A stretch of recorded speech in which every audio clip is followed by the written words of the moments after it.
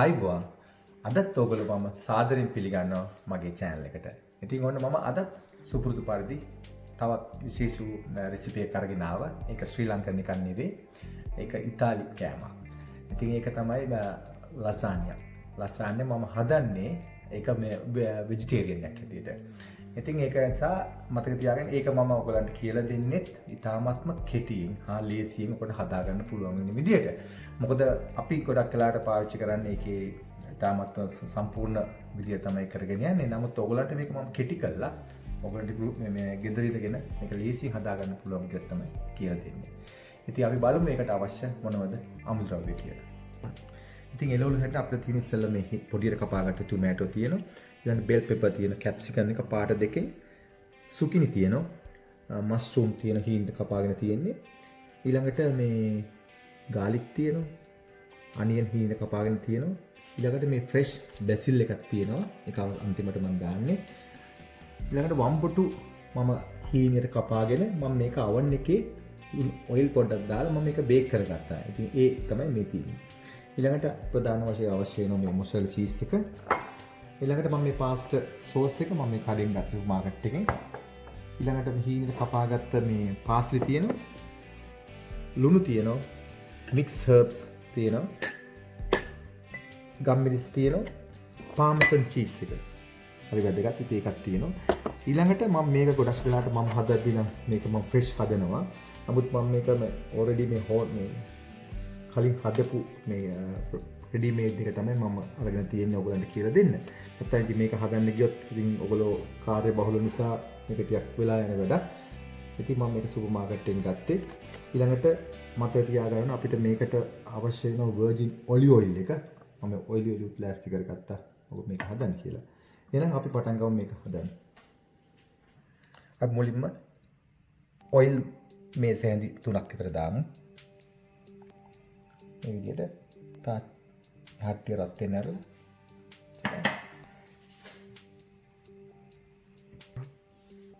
තෙල් ටික රත් වෙලා ඇවිත් තියෙන්නේ. මම ලුණු ටික දාගන්න.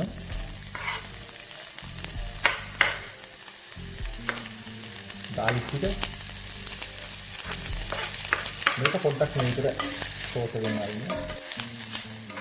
ඒක කුක් කරගන්න.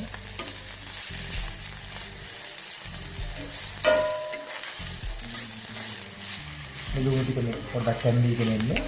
ඊළඟට දැන් මම එකතු කරන ටොමැටෝ ටික.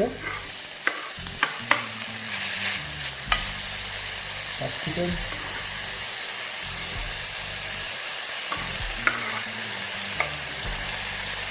සුකිනි ටික එකතු කරනවා.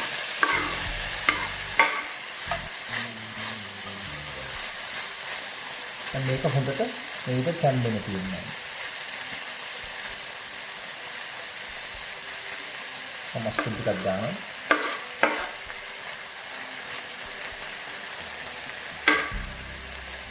ඒ දාලා මම වතුර පොඩ්ඩක් මේකට දානවා මේකට කැම්බෙන්න නිසා.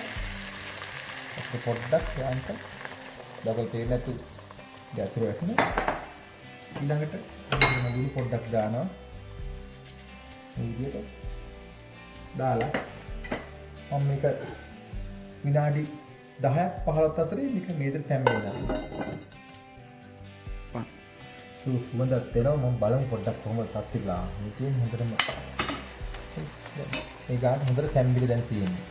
දැන් අපි මේ වෙලාවේ මම එකතු කරනවා පාස්තා සෝස් එක.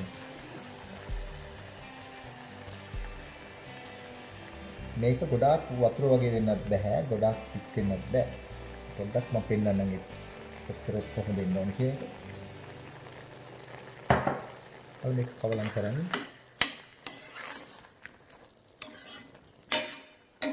මේ ගාන හොඳටම හොඳයි. දැන් මේක තව මේ විදිහට තව විනාඩි 5ක් විතර මේ විදිහට කුක් වෙනවා. මම මේකට මම පොඩ්ඩක් එකතු කරනවා. මික්ස් හර්බ්ස් පොඩ්ඩක්. ඔබ තියන කමන එකතු කරන්න. නැත්නම් ඒක ප්‍රශ්න නැහැ.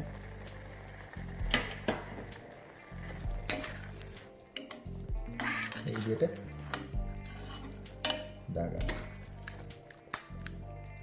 මම දැන් මේ ගින්දර පොඩ්ඩක් අඩු කරලා ඉවරලා මම මේක දැන් තව විනාඩි 5ක් විතර මේ විදිහට වහලා තියෙනවා. බලමු කොහොමද තත්ති කියලා. ඔව්. මට පේන්නේ මේක හොඳට දැන් තැඹිලා තියෙනවා.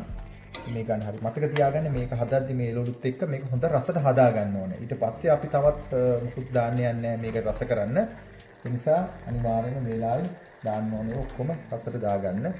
ඊළඟට මම මේකට chili දාන්න යන්නේ නැහැ. ඒක නිසා මම ගම්මිරිස් ටිකක් දානවා. ලුණු ගොඩක් වැඩි කරගන්න එපා මෙතනදී. මොකද සීෆුඩ් ගොඩක් මේ සොල්ටි ගතිය නිසා මෙතන ලුණු ගතිය ගොඩක් වැඩි වෙන ගනියි. ඊළඟට මම අර හීනියට කපාගත්ත පාසල් ටිකක් මම දානවා මේ විදිහට.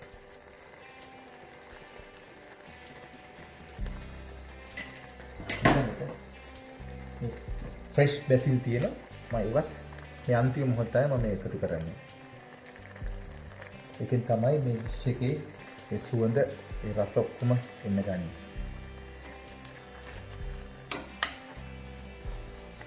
දැන් මේක පොඩ්ඩක් මම නිවෙන්න ඇරලා ඊළඟට මම මේක මේ ලසාන් එක අපි මේ බේක් කරන ට්‍රේ එකට දාලා අපි හරි ගස්ස ගමු.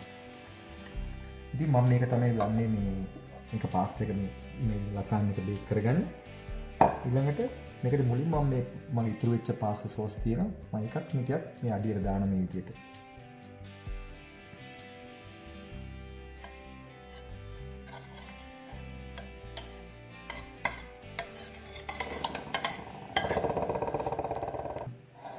ඊළඟට මම මේ අර උයාගත්ත මේ එළවලු ටික මේ විදිහට අඩියට මේ විදිහට දානවා.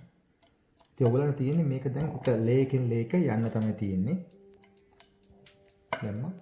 ඊළඟට මේ වගේ මේ ෂීට් එක අරගෙන මේ විදිහට සමහර අය මේක දන්නේ මේක තම්බල ගන්නවා. නමුත් මම මේක මේ විදිහටම දානවා. තවත් ලේසි කරන්න ඔයගොල්ලන්ට.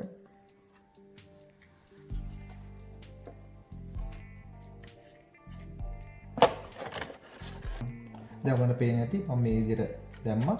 දාලා ඊළඟට මේ කුඩින් තවත් මේ විදිහට මේ ලේ කුඩින් අයිමත් මේ වගේ වෙජිටබල් ටික මේ වගේ අතුරන්නේ කාලා.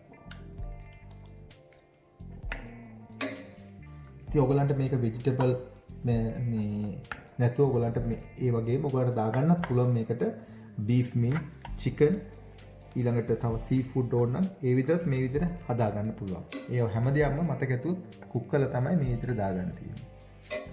ඒ දාගෙන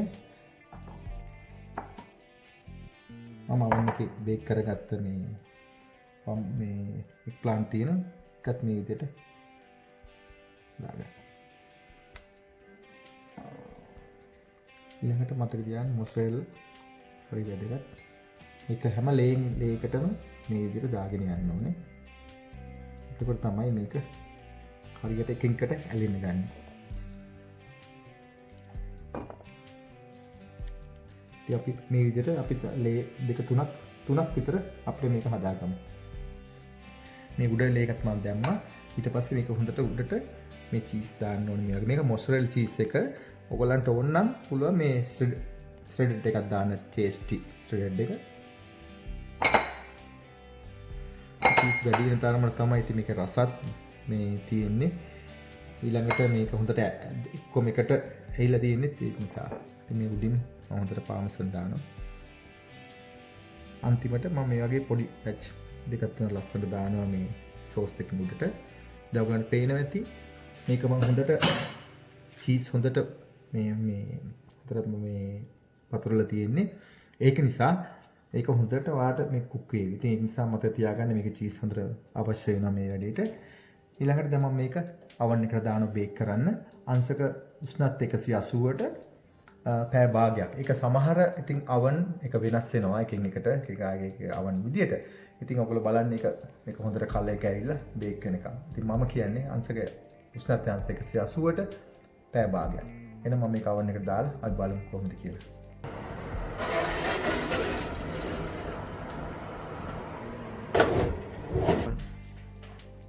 මේ බලන්න ලස්සනට මම හදාගෙන තියෙන ලසාන් එක කොච්චර ලස්සනද කියලා. දැන් මම මේක ඔයගලන්ට මේක කපලා පෙන්නන්න කොහොමද කියලා.